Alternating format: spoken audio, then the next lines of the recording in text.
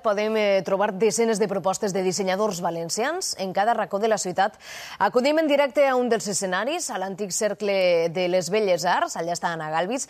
Anna, durant este certamen podrem veure molt de disseny, però no només això.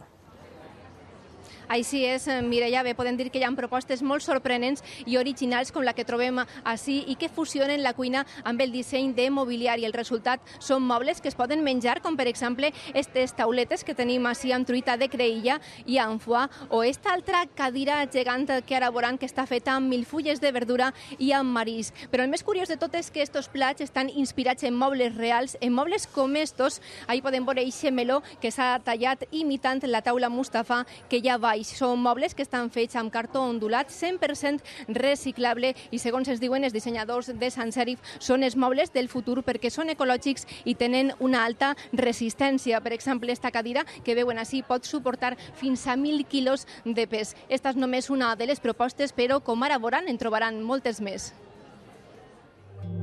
Perquè del detall